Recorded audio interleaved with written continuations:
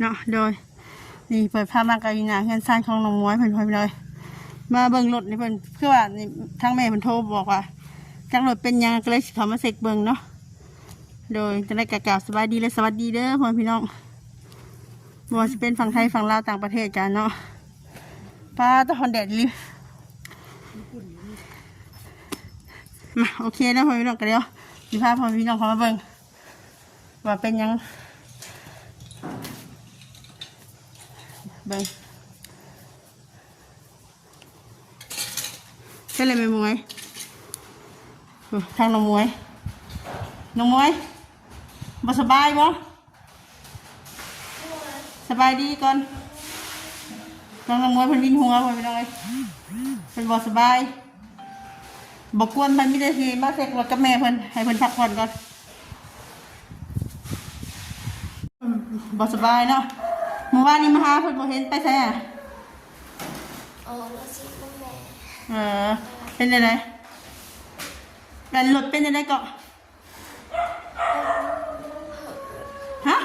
สั่นเลยเราจะมาได้ยินเสียง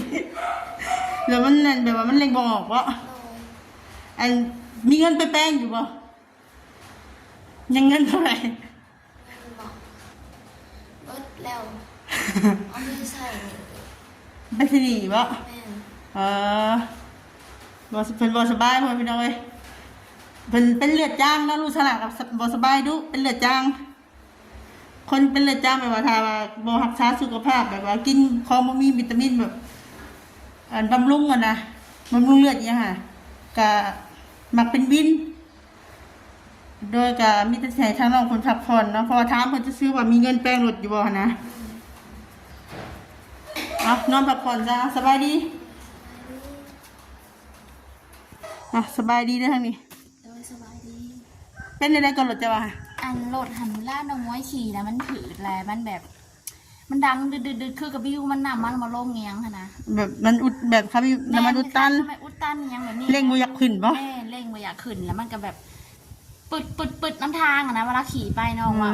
ก็เลยแบบว่ามีเงินไปเช็คว่าอะไรเนี่ยน้องไม่เอามา400,000ไปเลยแม่เนาะเอาอันยันว่าไปเสกแบบว่าอันฮากระดาวมาแบบว่าดาวนี่ใช่ซื้อสดฮากระซื้อมาว่าสีเบาไทยมันถึกแน่อ๋อฮากระซื้อมามันไกลค่ะนะสมมติว่าบ่ได้แบบเซ็กฟรียังได้บอกว่าบ่เพิ่นหาประกัน1 เดือนโอ้1 เดือนแต่ว่าคอยถามเจ้านี่นะว่าบ่อยากไปไกลค่ะนะความหมายค่ะนะกะว่าความจริงเนาะเด้ผู้ห่านกะว่ามีเงินบอกความจริงเลยเพราะว่าการใส่ใจยังเท่ากับใส่หนีใส่ซีนยังอะไรอย่างเท่ากับบ่มีเงินว่าตรงเลยสลายคันสเต็กลองขี่บังดูสักขี่ลงเลยบ่กล้าเอาอะไรขี่ลงย่าแน่ได้น้อยหนึ่งเนาะเอ้าสลายที่แค่นี้เขาย่าเอาขาข้ามขึ้นเอาไม่เกี่ยว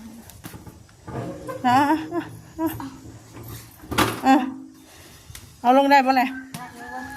เอาดีๆได้น้ำจับได้ทั้งหมด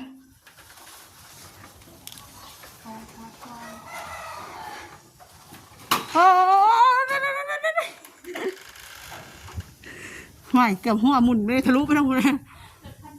ตามน้ำมาจับเถอะหนึ่งเนาะ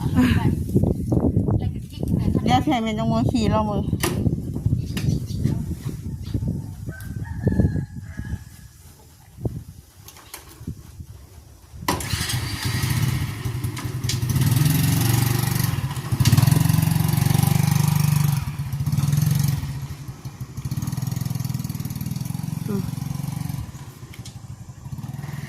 ขี่แล้วแต่ว่าเวลาเร่งเลยมันอยากดับมันอยากมอดเป็นไง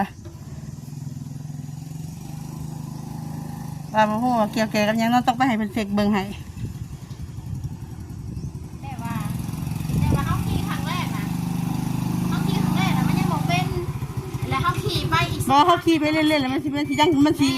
แบบว่ามันสิถกกับพื้นมันหรอแม่มันถกกับพื้นเพราะว่าตอนเขาขี่ไปครั้งแรกมันกับปกติพอทำไปอีกสักพักหนึ่งแล้วมันก็เป็นบึ้ด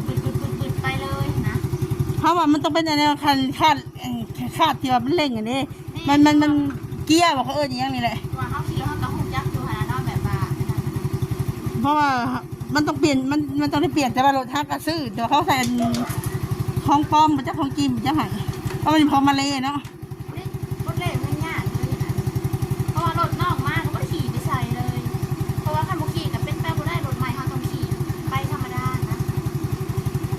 มีแต่ว่าอยากให้ ข้าวเอ้ยเอาบ่เลข เขาไปเช็คมื้อนี้ก็มีแต่อยากให้เพิ่นนั่นกลับมาก็ให้เพิ่นรักษาเอาอย่าไปสุกซ้อน2 ซ้อน 3จะขี่ซิ่ง แม่นเพิ่นบ่เคยไปดอกเพราะว่า แม่ก็บ่ให้จับเด้อคนบ่ได้ให้จับเด้อว่าซั่น เฮาก็บ่ได้จักดอก เพราะว่าหยอก เพราะว่าเฮาก็ลูกว่าแม่ขี่ลองเบิ่งแน่ก็ต้องขี่หั้นนะแต่ว่าเฮาก็บ่เคยสิไป แม่นแม่ว่าเฮาก็รถเฮาก็มีต่างหากหั้นนะ มีต่างหากแล้ว ก็มีแต่ให้ลูกรักษาเอา แม่นอีกอย่างหนึงลูกก็เป็นคนแพงรถบ่เคยซ่อนไผ3 4หาดอก มีแต่ว่าให้เพิ่นล็อกไปใช้มาใช้ก็ล็อกคอไว้อย่ามันเสีย น้อยนักมันสิขี่ไปแพงๆเพิ่นบ่ค่อยมีแต่ว่า ไว้ซื้อรถมาบ่ขี่กับข้าแล้วก็ มีแต่แม่พาไปแล้วเพิ่นไปนะ นึกว่าสิคันบ่ขี่แล้วมาสักว่าสิขี่ เพิ่นมวยเพิ่นเฮงแบบบ่เคยแบบสิซ่อน3เพิ่น4 เมื่อวานเฮามาหาเฮาอยากมาถ่ายจะเป็นจังได๋เอ้ามันก็ถามความรู้สึกวันนี้เป็นจังได๋ดีใจบ่รู้ได้รถ แม่ดีใจเพราะว่าเฮาบ่คิดว่าฝันว่ายังสิมีผู้ใหญ่มีเมตตาน้องมวยเนาะ ว่ามันจะผ่านมาโดนนานแล้วนะเฮือนซ่านกันแล้วเฮากับมีรถอีกคันหนึงเนาะเฮากับบ่คิดว่าเมื่อนั้นเฮาบ่ฮู้ว่าเป็นลูกเฮาว่าสิได้นะเฮากับบ่เคยคิดนะมีแต่ว่าสลาหาโทรมาก็เลยมานะอีกอย่างหนึงเฮาก็พาไปเวียกแน่มื้อนั้นก็ โอ้ยคันมื้อนั้นจะอยู่กับเพิ่นจะสิบ่ดีใจให้บ่มื้อนี้ ก็ดีใจหายเลยเฮาก็คิดอยู่ เขาบอกแล้วให้อยู่เฮาว่า แต่ว่าเฮาก็เสียใจนิดนึงเพราะว่าเฮาบ่ฮู้เป็นของลูกนะเฮาก็ เอ้าไผสิบอกว่าให้ไผสิบอกเจ้าลวงหนาวก็บ่เซอร์ไพรส์แล้วนี่ ยันผู้ใหญ่เพิ่นให้หยังหั้นนะแบบ เขาบอกว่าอยู่คันเฮาบอกเจ้ามันก็บ่แม่นเซอร์ไพรส์แล้วนี่ เฮาก็ยันแม่เพิ่นเสียใจนะเสียความรู้สึกหั้นนะเฮาก็บ่ฮู้เนาะเฮาก็พาไปเวียกแน่ค่ะเฮาก็ต้องขอโทษขออภัย มาพี่พอดีแม่ลงมาล้างถ้วย ลูกก็สบายแล้วก็ล่างเองเฮ็ดเองแล้วมื้อนี้ค่ะ โดย ขึ้นก็สวยแน่มื้อนี้หาวัน เป็นจังได๋ก็เจ้าว่าจังได๋ก็ ฮะ อัน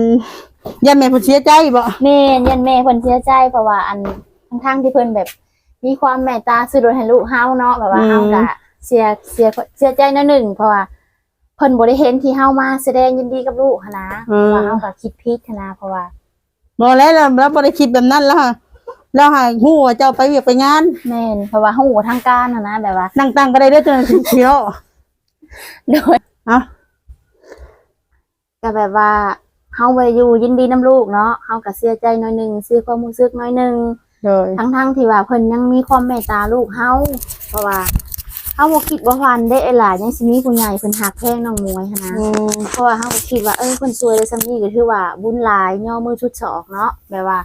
ที่ผ่านมาเฮาก็ได้เบิดแล้วรถคันหนึงก็ได้เพื่อนซ่านหยังก็ได้แล้วหั้นนะก็เฮาก็ดีใจหลายแบบ ดีใจสุดๆเลยแหละ เพราะว่าเฮาบ่เคยสิแบบว่าสิลืมบุญคุณเพิ่นสวยเนาะตั้งแต่ผู้ใหญ่คนใดเข้ามาแต่ละคนเฮาก็ยังอยู่ในใจเสมอนะล่ะเฮาบ่เคยลืมบุญลืมคุณเพิ่นจักคนผู้ใหญ่แต่ละคนน่ะอันนี้เฮาก็บ่ได้เว้าแบบ อันนี้เพิ่นแบบว่าเพิ่นก็ติดตามตลอด แม่น แล้วเพิ่นก็ติดตามชีวิตน้องมวยเพราะว่าเพิ่นหักแพงคือลูกคือหลาน แม่น ถ้าที่ว่าบ่เคยเห็นหน้าเห็นตาบ่เคยฮู้จักว่าเป็นลูกไผหลานไผ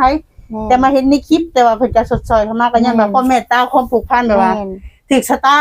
แม่น คือแบบว่าเคยทำบุญร่วมกันตั้งแต่ชาติที่แล้วว่าซั่นซะ แม่นจังใดก็แม่น้องมวยก็ขอบคุญขอบคุณคือเก่าเด้อแม่เด้อที่เมตตาน้องมวยก็ให้แม่ท่านมาจังใดก็หาแม่ร้อยเท่าพันเท่าให้อยู่ดีมีแฮงให้มีแต่ความสุขความเจริญสุขกายสบายใจแม่น้องมวยก็บ่ แม่กับพ่อเนาะ แม่นแม่ก็พ่อแม่น้องมวยก็บ่มีหยังตอบแทนมีแต่มือ10นิ้วย่อไหวให้แม่อยู่ดีมีแฮงให้มันให้เน้นคิดสิ่งใดก็ขอให้ได้สิ่งนั้นมุ่งมั่นสมปรารถนาได้แม่เด้อขอบคุณขอบคุณสลาคือกัน โดย สลาก็ขอให้ดังไป โอ้ ให้มี เอา ผู้ อย่าง ใหญ่ อยู่ ใจ ฟังๆ ดี เอา แบบ พอได้เงินเลี้ยงลูกเลี้ยงเต้าก็ดีใจเลย ส นะ ลาก็ให้เงินวิวขึ้นละลายเด้อสลาเด้อ สาธุ เจ้าก็ให้อยู่ดีมีแฮงคือกันที่มีความเมตตาหลายๆคนเนาะสลาก็ให้โด่งให้ดังไปคือคนอื่นเขาให้มีแต่ผู้ใหญ่ใจดีหรือว่าหักแพงให้คิด คอยซอยอุ้มซอยสู้ก็ดีใจเลยนะโดยให้กำลังใจ ขอบคุณหลายๆเด้อโด โด ย ยบ่เป็นหยังเนาะแต่ทางแม่น้องมวยมันก็ดีใจแต่ว่า แบบว่าเฮาก็แบบบ่ได้ คือทั้งแม่เพิ่นเนี่ยติดตามชีวิตน้องมวยเนาะเพิ่นก็เบิ่งคลิปนั้นคลิปนี้อยู่ที่เพิ่นนี่ต้นสงสารเพิ่นเห็นน้องมวยก็คือลูกคือหลานผู้หนึงทั้งที่เพิ่นจะมีลูกแต่เพิ่นจะหักแพงนะ แม่น ก็แบบน้องมวยก็ไปใต้ต้นว่าซั่นซะ แม่นแบบ และสิ่งที่เพิ่นบ่ขอหยังหลายดอกเพิ่นขอแค่ว่าให้น้องมวยตั้งใจเรียนเป็นคนดี แล้วก็หักแพงแบบสิ่งของที่เพิ่นมอบให้หั่นนะ แม่น แล้วก็เบิ่งแย่งตัวเองให้ดี เพราะว่าอีกอย่างหนึงเนาะเพิ่นก็บ่ค่อยสิได้ซ่อน3ซ่อน4รถเพราะว่า น้องเป็นคนมักแพงสิ่งของเพราะว่าถ้าไปใส่แม่พาไปแล้วมันแม่พาไป คือให้เรารักษาตัวเองให้ดีดีกว่ากินอาหาร เรบ่เคยขี่รถไปดอกลาวหารถอัน บ่ นี้ กินข้าวกินน้ำก็ขอให้เรากินข้าวแบบมีเนี่ยมีประโยชน์แบบอันนี้ เรา นะ กินหน่อยเดียว เพราะว่าเราเป็นมักเป็นวิน บางมื้อเราก็บ่กินข้าวเรากินนมก่อนแล้วก็นอนเราบ่ค่อยกินข้าวเด้อเท่าไหร่ตั้งแต่ได้มาแล้ว อันเฮาก็มีแต่ว่าอัปเดตเรื่องรถแล้วก็ถ้าฟังเบิ่งเนาะเพราะว่ามื้อนี้ก็แล้วก็ขอแจ้งยัง FC มาสุขุสุคนเด้อพ่อพี่น้องอันคลิปวันที่ว่าสลาถ่ายมือวานนี้เนาะคลิปพอน้องอุทัยว่าซั่นซะพอเฒ่าน้องอุทัย ที่ว่าเพิ่นในเป็นโรคตับนั่นแหละที่ไปถ่ายเอาเพิ่นเมื่อวานนี้เนาะกับน้องเมย์โดยกับ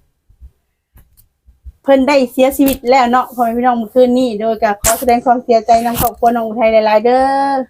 ที่ว่าได้สูญเสียอีกคนหนึ่งไปเนาะ แม่น ข้างก่อนนี่ก็เป็นน้าบ่าวบ่ เป็นลุง เป็นลุงเนาะ แม่น แล้วก็อันยังบ่พ้นฮอดไอ้เดือน2เดือนซ้ำกะพอตู้อีกบัดนี้ ประตูอีก ก็ครอบครัวเพิ่นก็ตั้งแต่ได้เฮือนมาก็มีแต่เรื่องเนาะเรื่อง แม่น สูญเสียว่าซั่นซะโดยก็ยังสิไปเฮือนเพิ่นอยู่ยังสิเป็นให้กำลังใจเพิ่นอยู่เดี๋ยวก็สิถ่ายคลิปให้พ่อแม่พี่น้องได้เบิ่งได้ชมนํกันแม่น้องมวยบ่ไปบ่ พังเบิ่งและคันลูกน่ะก็ได้ไป ลูกเพิ่นก็คันบ่สบายเนาะเฮาก็ขอแสดงความเสียใจนำครอบครัวน้องอุทัยหลายๆพ่อแม่พี่น้องเอ้ยก็เป็นไตต้นพายุเมื่อวานเพิ่นก็มานั่งเลี้ยงไปว่าสิมากินตำหุงอยู่นี้ว่ะ อ๋อ แล้วบัดนี้เขาก็โทรเขาว่าเราเมื่อยแฮงว่าพอตู้เมื่อยแฮงแต่ก็พากันกลับไปถ่ายคลิปแล้วมันเอาลงว่าตอนทำมาแบบว่าเสียชีวิตแล้วแล้วก็นอกจนเนื้อหุ้มกระดูกเลยเด้ แม่นแบบว่าเราก็โดนเติบบ่ได้ กิน ว่า ปีหนึงกินข้าวกินน้ำบ่ได้เลย บ่หันกับปั่นจักรยานไปเรื่อยๆนะเราก็ได้ โดยจะได้ก็ขอแสดงความเสียใจนำครอบครัวน้องอุทัยหลายๆเด้อโดยสำหรับคลิปนี้ก็สลับมาอัปเดตเรื่องรถน้องมวยกับแจ้งข่าวความเศร้าสลดใจเรื่องครอบครัวน้องอุทัยเนาะเป็นได้เสียนี่พอตู้ได้สูญเสียชีวิตไปแล้วก็ขอให้เพิ่นไปอยู่ภพภูมิที่ดีเนาะ แม่นขอให้ไปเกิดบางครั้งมันมี โดยสำหรับคลิปนี้ก็สิขอจบคลิปแล้วพอโดยสบายดีโอเคเนาะพ่อพี่น้องทางสลักกาสิได้ขอจบคลิปแล้วพ่อพี่น้องเอ้ยโดยไว้พอๆคลิปหน้าเนาะสำหรับคลิปนี้ก็ขอกล่าวคำว่าสบายดี